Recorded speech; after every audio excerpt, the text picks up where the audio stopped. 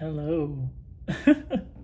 um, so I have just been in a mood to make some fucking videos, to be honest. Like, I don't know where it's come from. I've gotten this urge to just create more content just for like myself. I don't really care who sees it, right?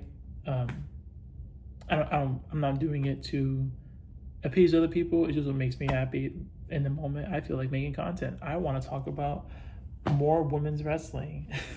I just uploaded a video like a couple days ago, just me playing Orion Dance by Nujabes. I played the song before on my channel like a long time ago. If you look at that, back when I was like in college, I made videos playing that song and some other songs. I haven't gone back to look at all those videos, so I'm sure there's some cringe in them, right? But I mean, it is what it is. I was younger, you know. Now I'm old. I'm 25, so I'm a little older now. But you know, I wanted to come and talk on my channel about more women's wrestling because I want to talk about it. Like I've just been in the mood, and I kind of wanted to speak more about just like the overall, like looking at specifically WWE and the impact that women have had in the company, and like kind of see like rank it in order from the top 10 like most influential women's wrestlers in WWE. Now I will preface this by saying I'm only looking at women from 1997 onwards. I'm not really looking before that. So when the WWE, they re introduced the women's championship, because they introduced it initially, you know, getting the title from Moolah from NWA in like the mid 80s, and then they discarded it, and then they brought it back in the early 90s, making Alundra the face of the division, making her champion, and then they reintroduced it, this time making Jacqueline the champion, the women's champion, and she became the first ever, you know, African American women's champion for the WWE. So I'm gonna be talking about pretty much any woman from 1997 to now is, you know, eligible for the list. I think the woman before 1997, obviously incredibly important. I mentioned Alundra Blaze, people like Bull Nakano, Wendy Richter, Leilani Kai, and yes, I know, even the fabulous Moolah, you know, all very important women who contributed a lot to the WWE. But I just don't really know too much about their careers, and I feel like they're so far separated. Like we've come so far, just even like in the past like 15 years, let alone the past like 30 years and beyond that, right? Like women's wrestling has changed so much in the past 15 years, even the past 10 years. Like it was really different not even that long ago. So even trying to compare someone like Leilani Kai to someone like Sasha Banks, it's like literally like a different universe. That's what it feels like. So obviously all respect to those women except for Moolah, fuck her, right? But all respect to the rest of those women. I just don't really feel like I could do them justice speaking about them, especially talking about their influence. So I'm just not going to be talking about them. That could be a separate video for another day, but for this video, I'm just talking about pretty much women's wrestling in the past like nearly 30 years, right? Nearly 30, because 1997 is 28 years ago. So yeah, I know that's a long ass time. But yeah, I'm gonna just get started. I've rambled long enough. So I have 10 women in mind, and my number 10 pick, I made this list up, by the way, in like 5 minutes, so I might feel differently if I think about it more, but this is just off the top of my head, pretty much, with like 5 minutes of discussion. Number 10, I put AJ Lee. Now, some people hearing that might think I'm rating her too low, or maybe even a little too high, because this is like my top 10 for like the past 30 years, right? But I feel like what AJ Lee was able to do in the time that she was part of the company was very impressive. To give more context, so AJ Lee She started her career in the WWE in 2010. She was a part of NXT season 3, back when it was like a not like a reality show, but more like a game show, like elimination, kind of like Survivor or something akin to that, where people get eliminated one by one like every week, and they compete in challenges. It was kind of like that, and I think she got third place in that, and then she didn't become like a member of the full-time roster until I believe like later in 2011, maybe 2012. But yeah, she became a wrestler during that time, and then 2012 she actually did become popular because of the fact that she was being used in a lot of storylines involving men. She was surrounded by big stars like John Cena, CM Punk, Big Show, Dolph Ziggler. It was 2012, so yes, Dolph Ziggler was a big star in 2012. She was in storylines with all of these men, and even for part 2013, and she became like a fan favorite. Her like Psycho character became really iconic, really popular, and she was able to bring that over into the women's division when she actually started to wrestle women and less associate herself with the men. And at this point, it's really important to understand that it was honestly like 2012, 2013, kind of really barren time for the women's division. I mean, at that point, we're several years into the Divas era. But at least earlier on in the Divas era, we had a lot of like really established stars in the division. We had Mickie James, we had Beth Phoenix, we had Melina, we had Michelle McCool and Layla. And then we had a few up-and-comers like someone like Kelly, Eve Torres, other divas like that.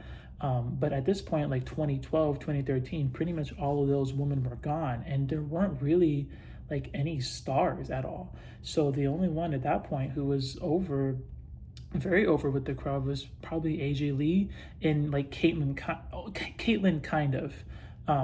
She got the title, Caitlyn, from Eve Torres in 2013. And it was a really good match. It was like the 20th anniversary of Raw, I think, that show, and it was actually a good match. It was like, oh wow, and the crowd loved it. They popped when Caitlyn won, which was very rare back in the day. Women did not give that many pops, right? At least not for their wrestling. Usually their sex appeal. So, but then AJ Lee fought Caitlyn for the title, had a really interesting, fun storyline. It was about them being friends and not being friends anymore. Kind of a classic tale, but it worked. They had their match, I think, at Battleground 2013, and AJ Lee won.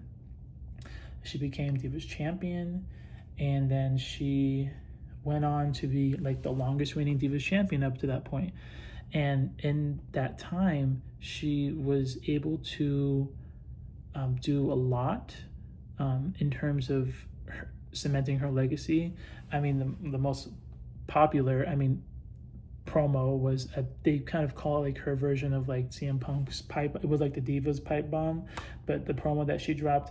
Listen, regardless of how you feel about what she said, I have some issues with the promo itself, but I mean, you can't say it wasn't iconic. That is easily one of the most iconic promos in women's wrestling history. That pipe bomb that AJ Lee dropped in 2013, it changed the game. It really did, because after that we started seeing stuff in NXT. Well, it might have been happening at that time already, but we see people like Paige come up, and then we see the 4 Horsewomen come up, and AJ was so popular that she was literally the only Divas champion ever to actually be able to defend her title at WrestleMania. Now, it was like a battle royal, right? Kind of. It was like a 13-woman match. It wasn't like anything super special, but the fact that they even let her defend her title at all at WrestleMania speaks volumes, because like a year or two prior, women weren't even on the card. Like, it was a struggle. We had the Bella Twins and Cameron and Nick and Naomi getting their matches cut from WrestleMania. So it was a big deal that AJ Lee was even allowed to defend her title at WrestleMania. Like, it was a big deal, as sad as it sounds. But her influence is really felt today. Like, obviously, in like someone like Roxanne Perez, She loves her some AJ Lee. A lot of women have said they got into wrestling because of AJ Lee, and her legacy speaks for itself. Obviously, she didn't have that long of a career because of the neck injury, and also because of her association with CM Punk. Her CM Punk was left the WWE, right, in 2015, 2014, I think, and AJ Lee went along with him. So she hasn't been wrestling really since then. She commentated in WoW, I believe, and then she wrestled really for like the show Heels, and that was about it. We'll see if she ever comes back, but at least as of now, I can only really put her at 10 because of how short her career was. But in that short amount of time, she was able to do a lot. So yeah, that's my number 10. My number 9 is Bianca Belair. Now, Bianca is easily one of the biggest stars in the women's division right now. She has done so much already. She has won the Royal Rumble. She is like a Grand Slam champion. I guess not technically Grand Slam champion anymore. Technically, we don't have any Grand Slam champions for the women anymore because now we have these 2 mid-card belts. So, but I mean, at the time, she was a Grand Slam champion. She has held the world title plenty of times. Like, I want to say 3 times now. She's like a 3, maybe 4-time world title holder. She had one of the longest reigns of the modern era. Like, she clocking in like over 400 days. Very long reign. And she has main events in WrestleMania. Not one main event, but you know, it's still important for a black woman to main event WrestleMania alongside Sasha Banks. She has been very well protected, and so she has been able to do a lot in her career. She's first ever 2-time Women's Elimination Chamber match winner, right? Bianca has done a lot. Her career is still going. I feel like she could move up further on this list with some time.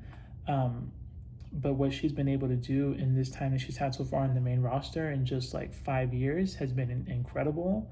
I see a few more title reigns in there for sure. She is very marketable. She had her own show, like Love in WWE. Like, they gave her that, her and Montez.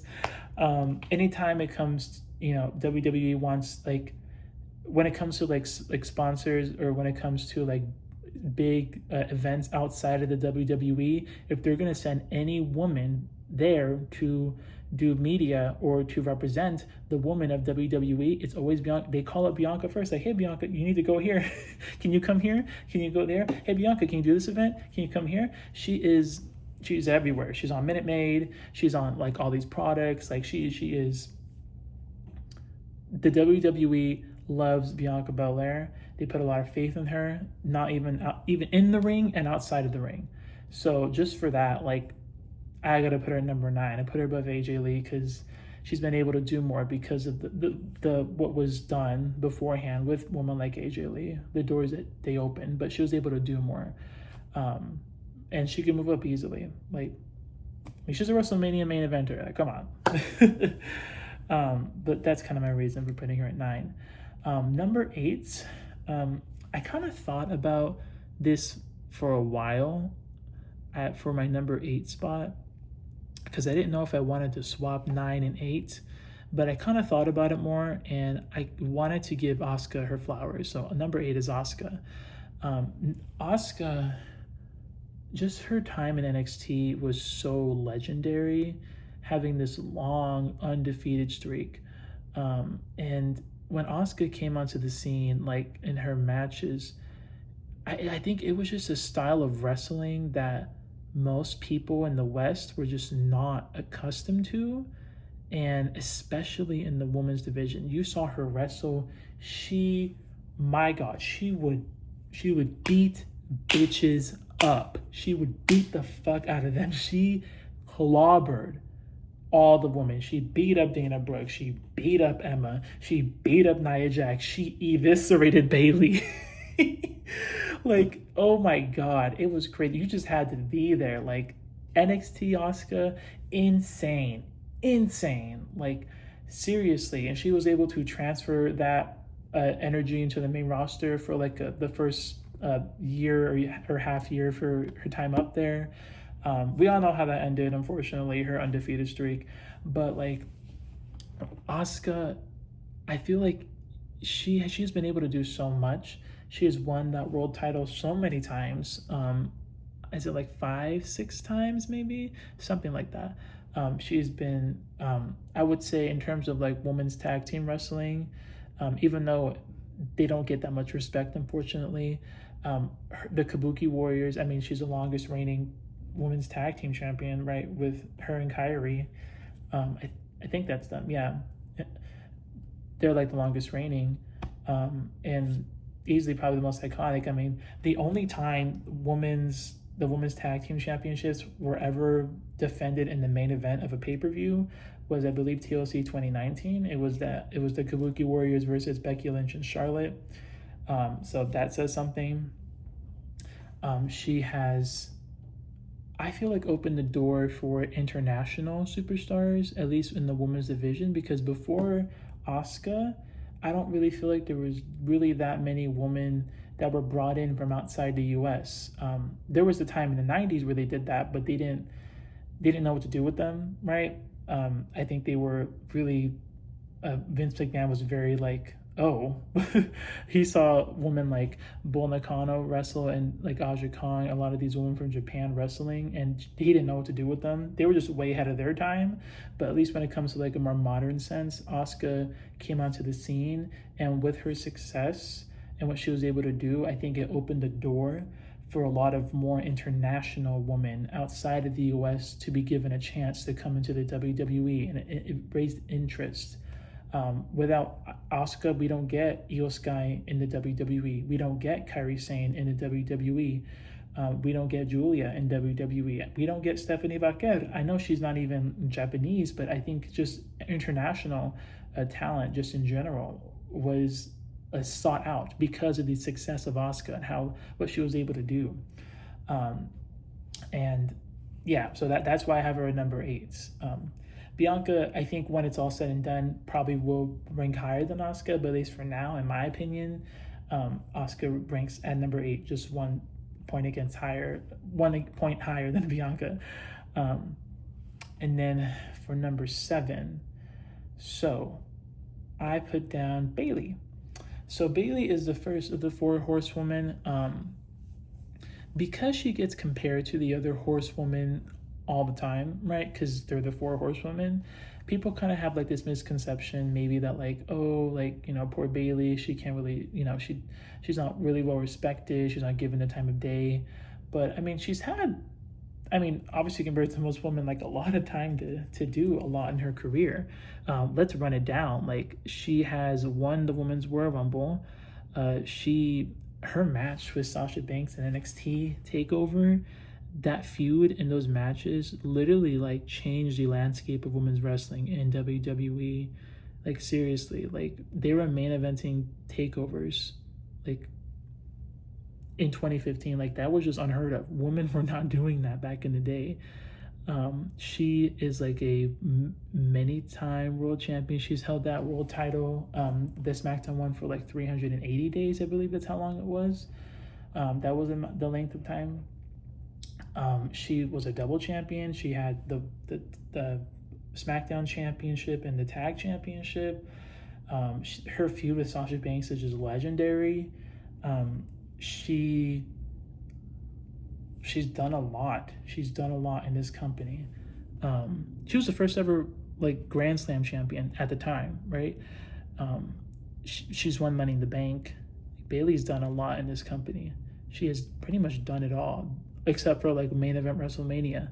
But only 5 women can really even say that they've main evented WrestleMania, and only 3 of them can truly definitively say that they have main evented WrestleMania, because Sasha Banks and Bianca Belair, yes, they main evented WrestleMania, but it was a night 1 main event, right? It was a night 2. Not going to diminish that, obviously, but obviously I think having a night 2 main event is deemed as more important than a night 1, but that's neither here nor there. Still, only 5 women have been able to main event WrestleMania at this point. So But Bayley has, again, very fruitful career. She's been able to do a lot. She has contributed so much to women's wrestling. Her feud with Sasha Banks alone has done so much for her. And she is now elevating that IC title, her along with Becky Lynch. But out of the four horsewomen, at least, I feel like she has not been able to to do as much as them, if that makes any sense, right? But still very important, when it comes to women's wrestling. And number 6, I have Sasha Banks. Sasha, again, the feud with Bayley, like I just mentioned, she's like I think 6-time world champ, I believe. She has main evented WrestleMania with Bianca Belair. Hasn't won the Royal Rumble yet. I mean, honestly, she should have won the 2022 Royal Rumble, but that's a whole nother discussion, right? And she has had the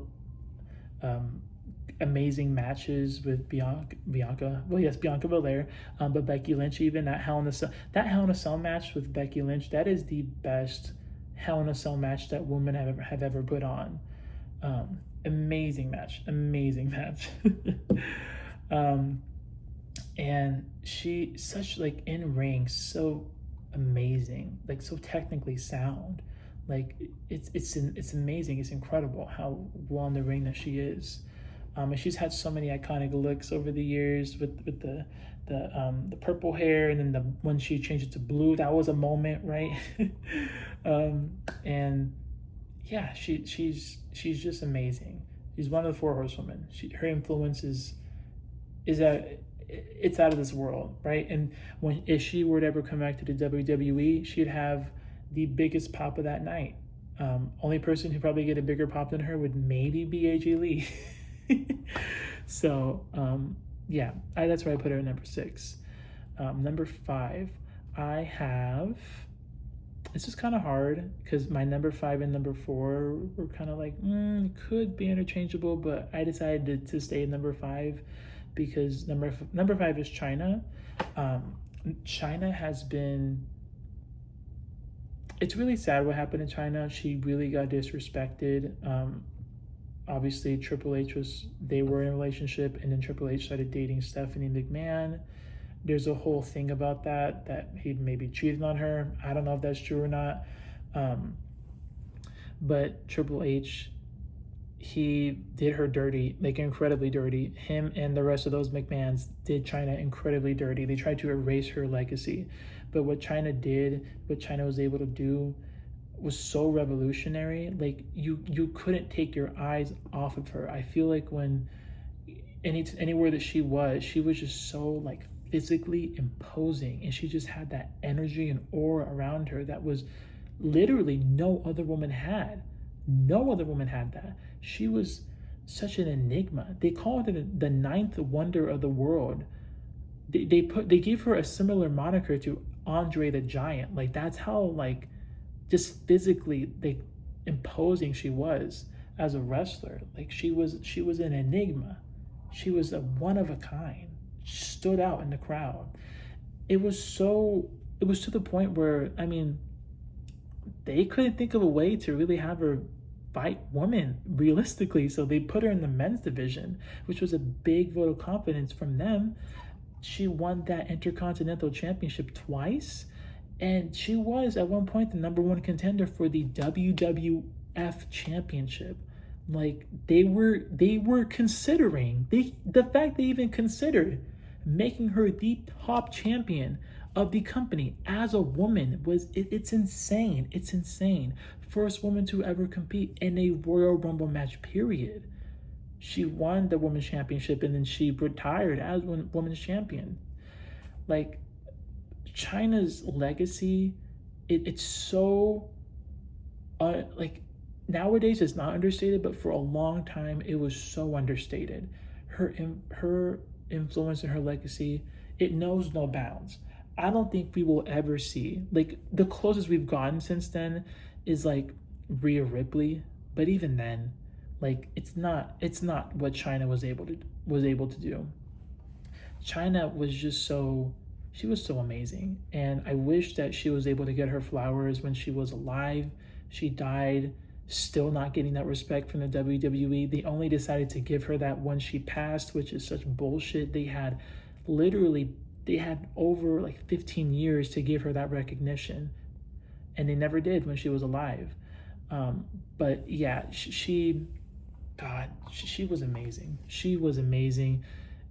We will never have another woman like China ever again, right? We won't.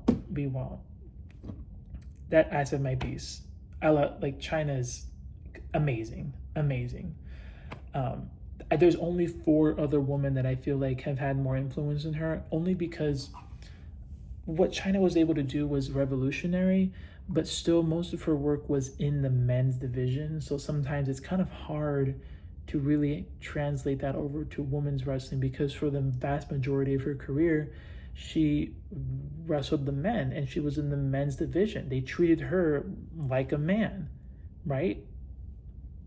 So it was only towards the end where she really started interacting with the woman in the ring. And even then, it was just squash matches. Like, she destroyed Ivory, she destroyed Trish. The only really reputable opponent they gave her was Lita towards the end there. But we never really got to see that feud truly finish. So, yeah, that's the only reason why. Because if she was in that company even a couple years longer, I mean, she could probably easily be number 1, right? Right. But yeah, that's why I have her at number 5. Love and respect China, though. Number 4, Lita. Lita, she really pioneered like the different girl, because obviously the WWE, they had a very strict idea of what they found to be attractive in women. It was always blonde white woman, right? We had Sable. Sable was the like original diva. Well, people say it's Sunny, but Sable was the first one to really call herself a diva. So, you know, we had Sunny, we had Sable, and we had other women too, like Trish Stratus. Trish Stratus was someone who was meant to be popular because of the way that she looked and all the faith that they put in her because of the way that she looked. Partially, we'll get to that more later on, but someone like Trish was supposed to succeed, but someone like Lita, she presented very differently. She was not someone who was very glamorous. You know, she wasn't someone who was just a pretty face, right? Lita's beautiful, right? Lita is beautiful, was beautiful, but she wasn't just like, you know, sitting there being like a cute little valet. No, she got in that fucking ring. She got in that fucking ring. She beat up the men the best she fucking could. She would hurricanrana the fuck out of them. She got in that ring and helped out the Hardy Boys win those matches. She got in there and she was doing moves that women weren't doing at the time.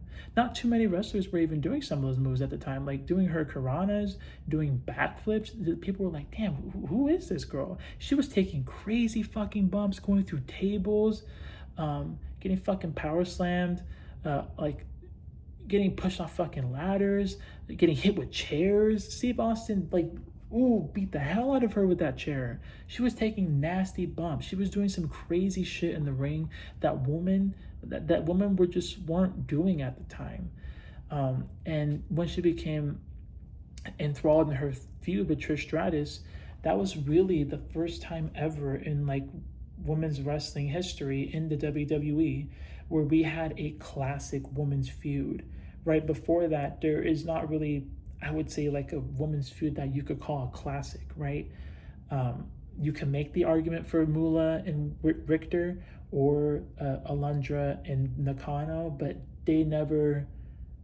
neither of those feuds really got the length that Trish and Lita got, and they weren't really emphasized that much. Trish and Lita, they just worked so well together. Their stories, their careers lined up so perfectly, and what they were able to do in that era is just revolutionary. Truthfully, like, it was revolutionary. And I think with Lita, like, we don't get someone like Paige, we don't get someone like Shotzi, we don't get women who are different, who don't fit the mold of the beautiful, busty blonde. We don't get any woman like that in the company without Lita and her success. Really unfortunate how she was treated towards the end of her career. She was just constantly slut shamed for what happened with her and Matt Hardy and Edge. Obviously, Matt Hardy can feel any sort of way about that because he got cheated on. That's an extreme betrayal of trust. But also, it impacted her career to the point that the crowd just hated her. They just hated her. They didn't give her any of the respect that she deserved. I remember there was this promo that she cut. I think it might have been like one of the last, or the last promo she ever cut as a full-time competitor in the ring, where she was talking about how she put her neck on the line for the business. She put her knee on the line for this business, her influence, and how she would influence a whole generation of women to come, and how she just, these crowds didn't respect her, and they needed to remember who the fuck she was. And she was right. She was right. I love that promo. I think it's such an underrated promo. It doesn't get talked about enough, I feel like. It really doesn't. But if you haven't seen it, just watch like Lita versus Mickie James, and then just like promo, like on Raw or something. It might come up that way, but it's an amazing promo. And it speaks to her legacy.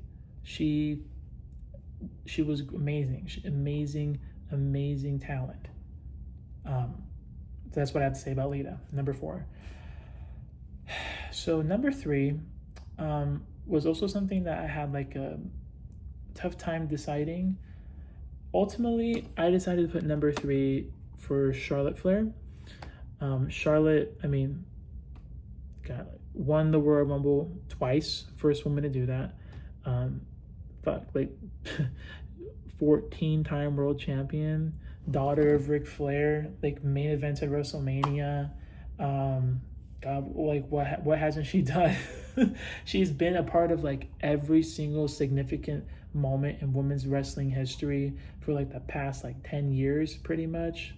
Like, you can't talk about this era without talking about Charlotte. Charlotte was the first like modern women's champion, literally, because after she was the last ever Divas champion and the first ever modern women's champion when they introduced that belt in WrestleMania 32.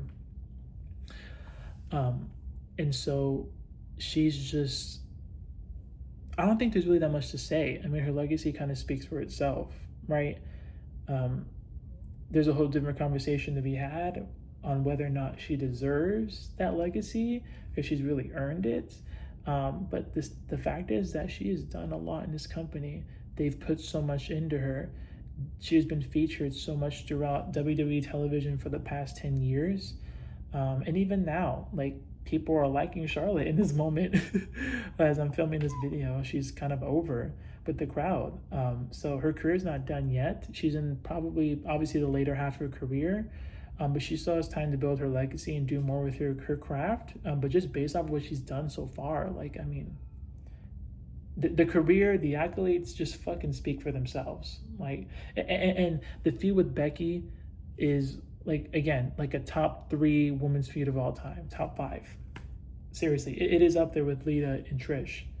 I cannot wait to see, because when either one of them retire, me personally, I would love to see one of them have their retirement match against the other one. I'm kind of open to seeing them interact again. So, yeah, that's my number 3. My number 2 is Trish Stratus. So, number 2 is Trish Stratus. I will say, I thought about it a little bit, but it didn't take me that long to come to that conclusion that I'm going to put Trish Stratus at 2 and then Becky Lynch at number 1. Now, we'll get to Becky in just a little bit, but for Trish, I mean, again, like, do I have to explain myself? 7-time women's world champion, or 7-time world champion, right? She was the face of the division for years and years. She fit the mold of what WWE wanted. She was the quintessential, like, diva, right? Busty, blonde, but, it's a big but, she could wrestle. She could wrestle. Even to this day, she's a good, great wrestler. Trish Stratus sells so amazingly. What she's able to do in that ring is insane. She has no right being that good. And her feud with Lita, again, literally an iconic moment, an iconic piece of women's wrestling history. We don't get those. We don't get women's wrestling and how it is now without Trish and without Lita. She main evented Monday Night Raw with Lita in that women's championship match. Huge deal. Never really got to happen much for the woman back then. She got it's crazy. Trish Stratus, like, do you know how rare it is that wrestlers in general manage to have like a retirement match, right? They get to have like a match where, we know they're retiring and they can really experience that in the moment. Only the most respected wrestlers get that, and Trish Stratus got that. When Trish Stratus had her last match, it was a big deal. And even like all the matches since then, like her versus Charlotte, her versus Becky, her versus Tiffany, like standing ovation after each match. She has done the thing. She has been doing this wrestling thing, and she's so good at it. And it's crazy because they hired her to be a cute valet, just someone to walk TNA to the fucking ring. And she ended up being one of the most, and to a lot of people still, the most important and influential women's wrestler in WWE history. Like, guys, after Trish and Lita left, it left the division. It left a gaping hole in the division. Like, that's how much the division was built around the two of them, especially Trish. She was that girl. I mean, they literally started the Diva Search. The Diva Search exists only because of Trish Stratus. They were trying to find the next Trish Stratus, but they couldn't do it. They were unable to do it, unfortunately. They had to pivot. Trish Stratus was just one of a kind. But what happened with her and what she was able to do is just something that most people would never, ever be able to do. And even fewer people would be able to even come close to it, in the sense of, like, even the ones who came after, who maybe fit the mold, they could never do it as good as Trish. Other phases of the division, right? Never could do it as good as Trish. So legacy kind of speaks for itself. And she's my number 2 pick. Now, I put Becky Lynch at number 1. Why did I put Becky Lynch at number 1? Well, Trish Stratus was the most popular female wrestler for a long time. Becky Lynch was the most popular wrestler on the planet for like a year or two, like, period. That moment of her becoming the man, like SummerSlam 2018 and beyond, that era of Becky Lynch, she was so incredibly over, almost like no women's wrestler prior to her. Like, it was akin to Daniel Bryan, the type of the hype and level of love that she got from the fans. The fans literally made her, because the plan from the start was to have women main event WrestleMania. It was going to be Charlotte versus Ronda Rousey. That was the plan. They tried to get Becky Lynch out of that shit, but Becky Lynch became undeniable. The fans put her over. She won that Rumble match, and she became a part of the triple threat at Mania, and she won. She won both world titles. That hasn't happened since, like, before then or after that. She won both of those world titles. Like, that, they put so much into Becky Lynch after that, and her meteoric rise was just, I mean, it's something that I don't feel like has happened for anyone since then. I mean, there are people who are comparable, right? Like a Bianca Belair, like a Rhea Ripley, who I didn't put Rhea Ripley on this list. I could be maybe convinced to put her on this top 10 list, but I think she needs, like, give it 5 years. Rhea Ripley would easily be on this list, but as of right now, I think I need to see a little bit more from her. She's still yet to main event at WrestleMania. So, but when it comes to Becky Lynch, what she was able to do and how she got popular, and seeing her from the beginning, because how people treat Bayley now in terms of the 4 horsewomen is how people treated Becky at first, because you know, Becky was seen as like the odd woman out of the four of them, but she raised her stock so fucking high. Like she literally became undeniable. She was the most over superstar. Like she got onto the cover of a WWE 2K game. Do you know how big of a deal that is for any superstar, let alone a woman? And yeah, they made her share it with Roman Reigns, right? But like, still, that's a big deal. It's a big deal for anyone to get on that cover, let alone a woman. So, yeah, and again, like what, 6-time world champion, won the Royal Rumble. She's won Elimination Chamber, like Grand Slam champion, former Grand Slam, right? She's done so much in her career. Won the first ever women's main event, WrestleMania. Like I said, she had classic feuds. Her and Charlotte, her and Bianca, like, and right now she's literally in the middle of a classic feud right now. Her and Lyra, she is putting over that IC title with her pure star power. Becky Lynch is putting over that title, making that title incredibly important. That title meant nothing before Becky Lynch touched that. And now because Becky Lynch has it, it's literally one of the most important titles in the company right now. And it's a mid-card title, but it's because Becky Lynch has it. That speaks volumes to Becky Lynch and how successful and how influential that she is. So in this moment right now, to me, Becky Lynch is the most influential and over most popular WWE women's superstar of all time, in my book. Just because what she has been able to do has not been done before, and truthfully has not been done since. I need to see a little bit more from Bianca and Rhea to really put them at Becky Lynch's peak, because I'm talking about the peak, right? We haven't seen a peak like 2018, 2019 Becky Lynch in anyone since then and before that.